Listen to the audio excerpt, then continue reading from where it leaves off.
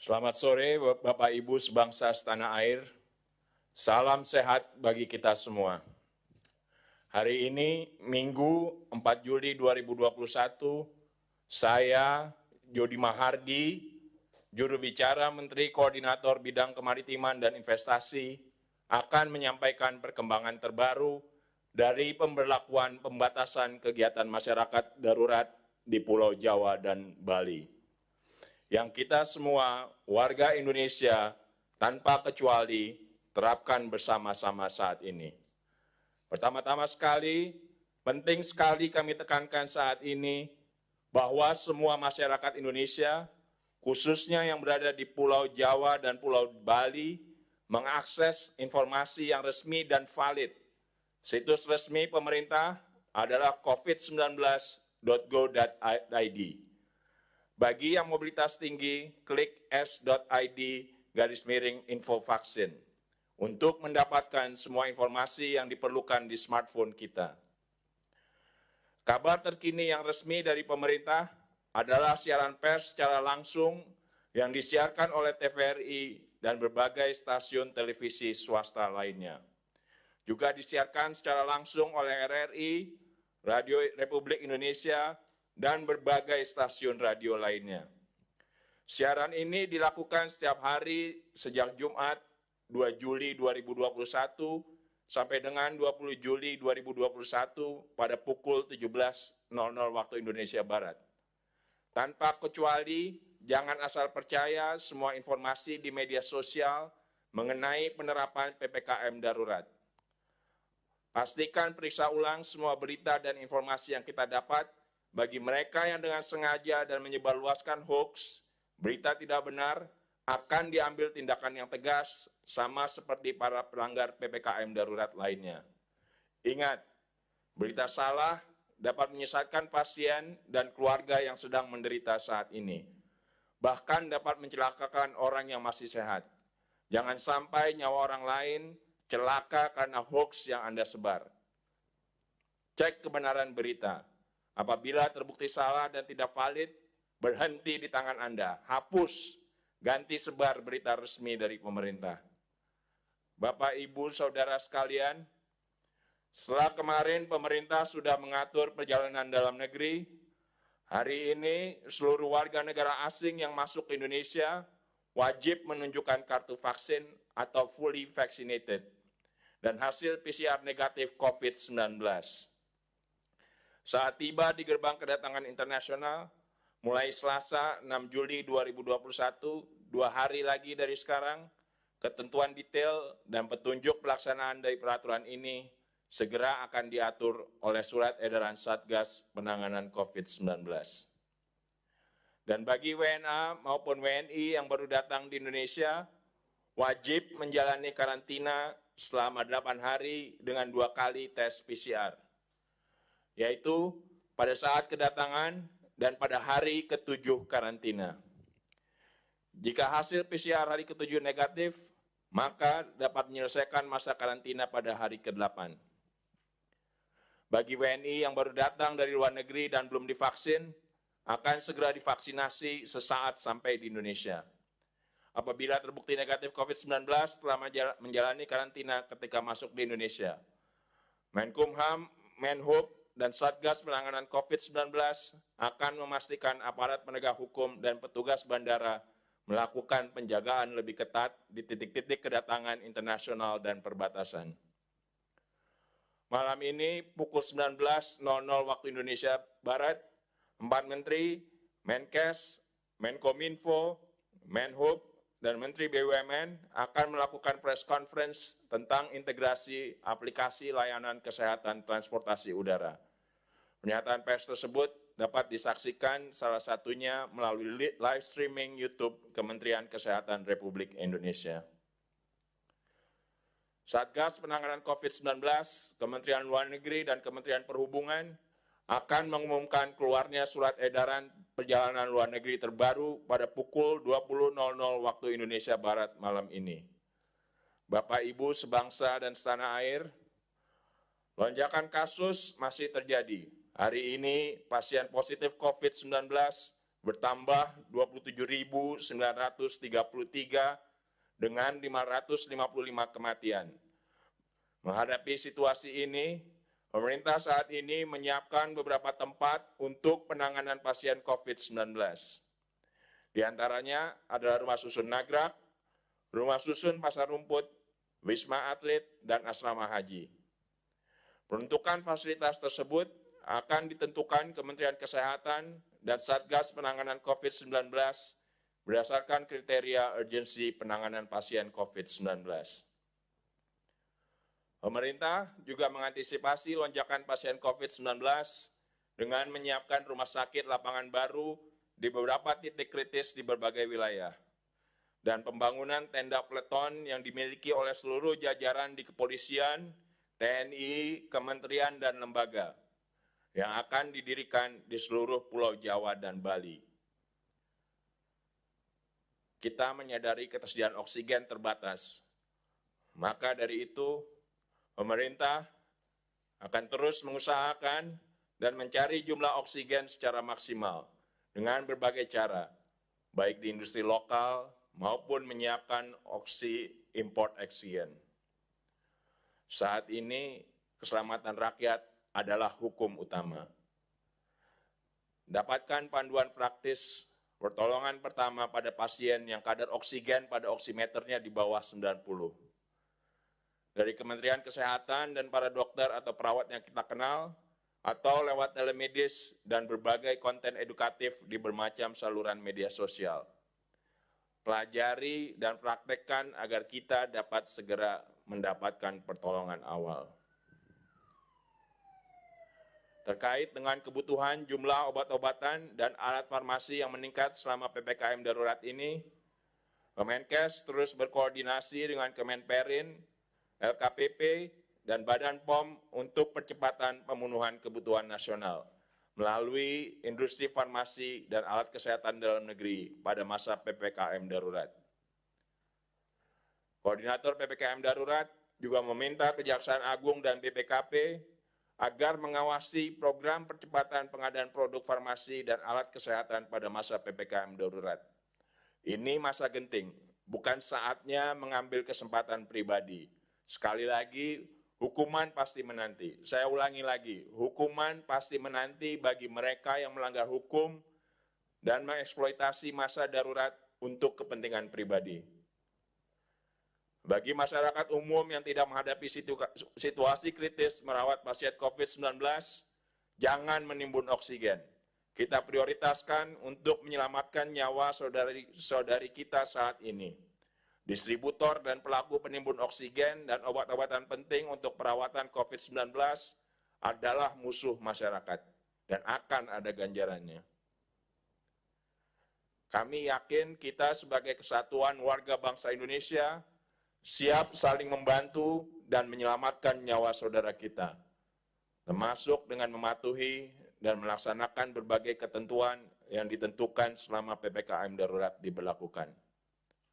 Tetap di rumah, selalu pakai masker, lebih baik apabila didobel, rajin cuci tangan, dan patuhi protokol kesehatan harga mati.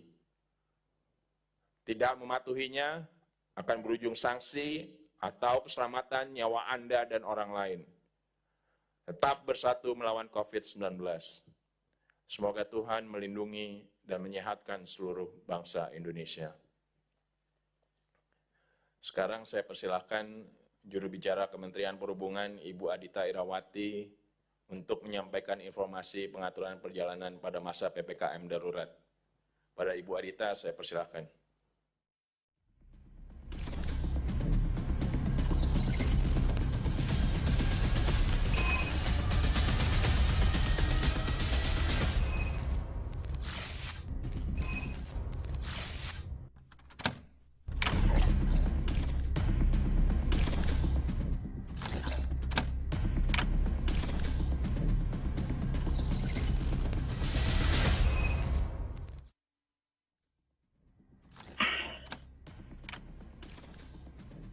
Izinkan saya, Adita Irawati, juru bicara Kementerian Perhubungan, untuk menyampaikan informasi mengenai PPKM darurat di sektor transportasi. Pada tanggal 3 Juli 2021, sebagai tindak lanjut arahan Presiden mengenai penerapan PPKM darurat, Satgas Penanganan COVID telah menerbitkan surat edaran gugus Satgas nomor 14 tahun 2021 mengenai ketentuan perjalanan orang dalam negeri dalam masa pandemi COVID-19.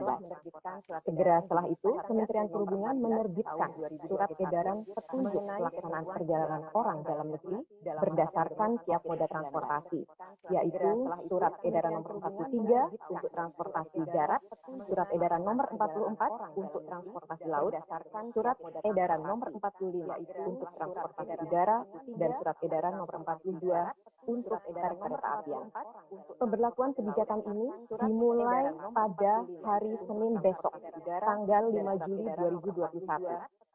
Dengan tujuan untuk memberikan kesempatan bagi operator agar dapat mempersiapkan dengan baik dan melakukan sosialisasi kepada calon penumpang. Sekali lagi saya sampaikan bahwa pelaksanaan di lapangan dilaksanakan mulai besok hari Senin tanggal 5 Juli 2021. Adapun substansi pokok dari keempat surat edaran tersebut adalah mengenai pengaturan penyelenggaraan transportasi angkutan umum dan pribadi, sekali lagi angkutan sembako serta transportasi logistik di semua moda untuk memfasilitasi sektor esensial dan kritikal dengan pembatasan load factor atau kapasitas, pembatasan jam operasional, penerapan protokol kesehatan yang lebih ketat, serta mengacu pada kriteria perjalanan yang ditetapkan oleh Satuan Tugas Penanganan COVID-19. Kementerian Perhubungan sebagai penyelenggara transportasi fokus untuk mengatur sarana dan prasarana transportasi di tempat asal selama perjalanan dan di daerah tujuan. Adapun pemberlakuan SE pendukung PPKM darurat ini berlaku secara nasional dengan pengaturan per wilayah, yaitu wilayah Jawa dan Bali yang telah diberlakukan PPKM darurat serta wilayah di luar Jawa dan Bali. Adapun pengaturan kriteria dan syarat pelaku perjalanan dalam negeri dapat kami sampaikan secara singkat sebagai berikut. Pengetatan mobilitas di Jawa dan Bali dilakukan dengan mengharuskan pelaku perjalanan memiliki sertifikat vaksinasi minimal dosis pertama, ditambah dengan hasil PCR 2 kali 24 jam atau tes antigen yang berlaku minimal 1 kali 24 jam untuk moda laut, darat, penyeberangan, dan kereta api jarak jauh. Khusus untuk moda udara di wilayah Jawa dan Bali, pelaku perjalanan wajib menyampaikan sertifikat vaksin setidaknya dosis pertama dan wajib tes RT-PCR yang berlaku maksimal 2 kali 24 jam. Sertifikat vaksin ini tidak menjadi mandatori untuk syarat pergerakan mobilitas di luar Jawa dan Bali, sehingga syarat perjalanan di luar Jawa dan Bali adalah menunjukkan dokumen negatif hasil RT-PCR 2 kali 24 jam atau tes antigen 1 kali 24 jam. Begitu juga halnya dengan perjalanan di daerah 3TP, terluar, terdalam, tinggal, dan perbatasan, serta kawasan aglomerasi. Sertifikat vaksin ini tidak menjadi kewajiban. Namun demikian, tetap dipersyaratkan adanya random testing di kawasan aglomerasi untuk kita bisa menjadi agar para penumpang ini adalah penumpang yang sehat. Penumpang juga diwajibkan mengisi e-hack pada perjalanan udara, laut, dan bisa menjadi. Selain itu, implementasi PPKM darurat akan memberlakukan pembatasan kapasitas angkut dan juga jam operasional angkutan umum di semua moda transportasi untuk menerapkan prinsip jaga jarak dan menghindari kerumunan dengan rincian sebagai berikut. Pada moda transportasi udara, kapasitas angkut dari sebelumnya 100% dikurangi menjadi maksimal 70%. Pada moda transportasi darat seperti bis dan termasuk juga penyeberangan, kapasitas angkut dari sebelumnya 85% menjadi 50%. Pada moda transportasi laut, kapasitas angkut dari sebelumnya 100% dikurangi menjadi 70%.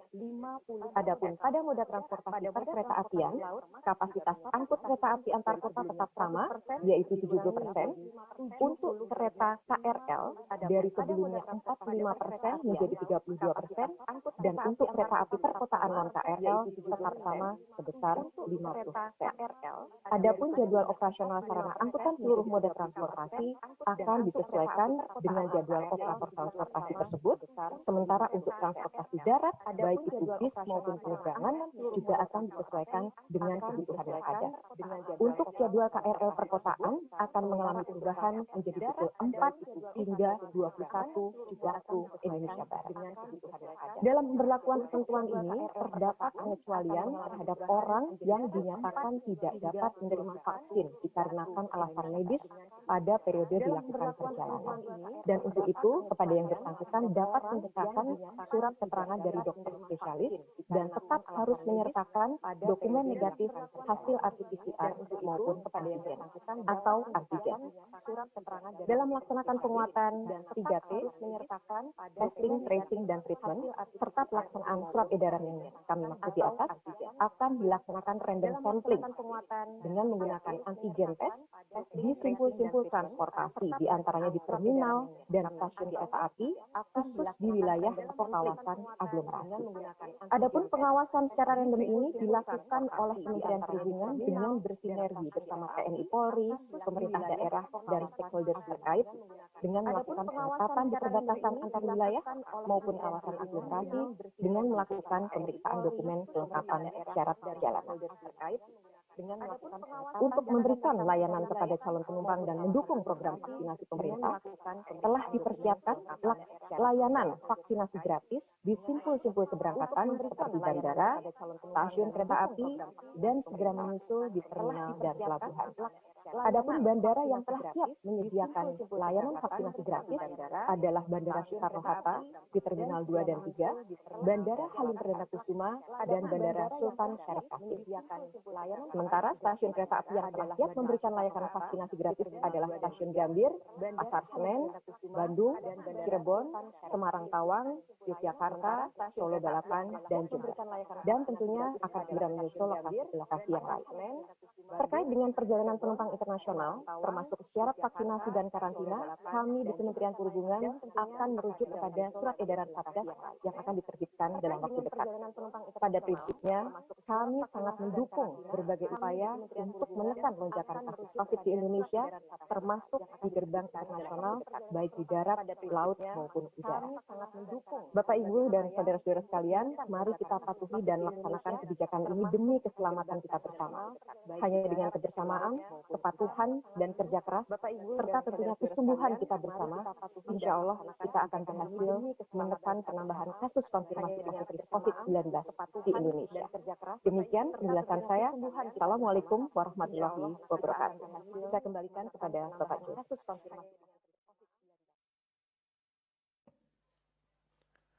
Terima kasih Ibu Adita. Kita dukung semua pelaksanaan kebijakan-kebijakan tersebut. Bapak Ibu sebangsa setanah air, seperti saya telah sebutkan, ada cara kita merespon dengan cepat apabila saturasi oksigen turun. Mari kita dengarkan panduan terapi oksigen di rumah oleh Dr. Praseno Hadi, PhD, spesialis paru konsultan KIC dari Departemen Pulmonologi dan Kedokteran Respirasi FKUI, yang juga bertugas di RSUP Persahabatan Jakarta.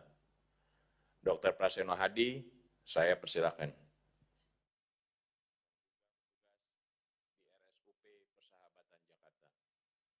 Dr. Praseno Hadi, saya persilakan.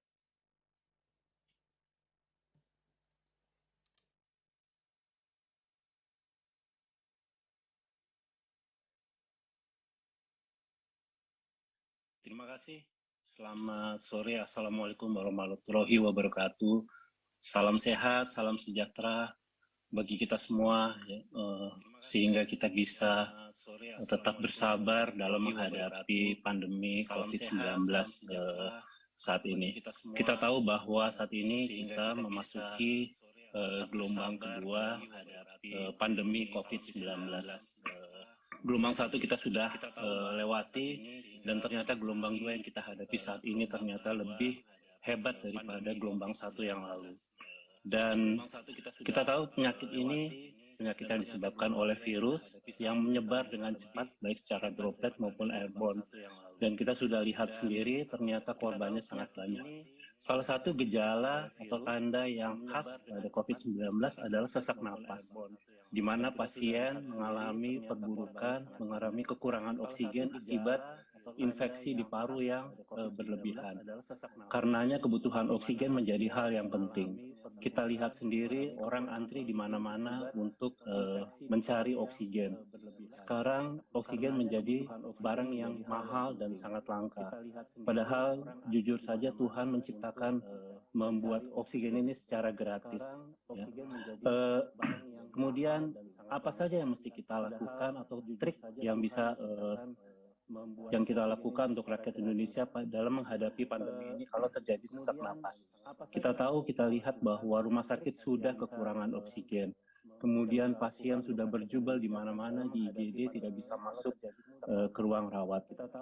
Untuk masyarakat Indonesia atau penderita COVID-19 yang sedang mengalami sesak napas dan tidak bisa datang ke rumah sakit dan apalagi tidak mempunyai oksigen di rumah, maka salah satu caranya adalah cobalah tidur tengkurap. Ya, tidur tengkurap secara berkala, lakukanlah selama setengah jam atau 1 jam, ya, dilakukan berulang-ulang. Tujuannya ada untuk distribusi oksigen di dalam paru menjadi lebih merata. Kalau tidak sanggup melakukan tidur tengkurap, bisa dilakukan tidur miring ke kanan maupun miring ke kiri.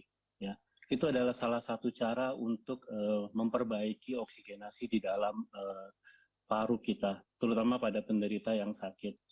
Nah, selain itu, alangkah baiknya kalau pasien atau keluarga mempunyai alat yang disebut dengan pulse oximetry. Dulu kita di rumah punya termometer atau tensimeter untuk mengukur suhu atau tekanan darah. Saat ini pulse oximetry atau alat untuk mengukur saturasi oksigen menjadi sangat penting.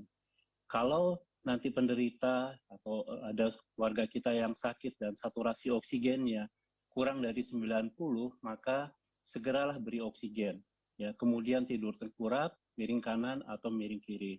Kalau dengan usaha itu kita tidak bisa lakukan, maka mau tidak mau kita harus mungkin membeli oksigen atau mengupayakan oksigen. Kalau tidak bisa juga mau tidak mau harus dirujuk ke rumah sakit. Itu sedikit trik untuk masyarakat Indonesia bagaimana mengatasi sesak nafas dalam menghadapi pandemi COVID-19. Demikian yang bisa saya sampaikan. Saya Dr. Prasenno Hadi dari Rumah Sakit Persahabatan, Fakultas Kedokteran Universitas Indonesia, Jakarta. Wassalamualaikum warahmatullahi wabarakatuh. Salam sehat, salam sejahtera.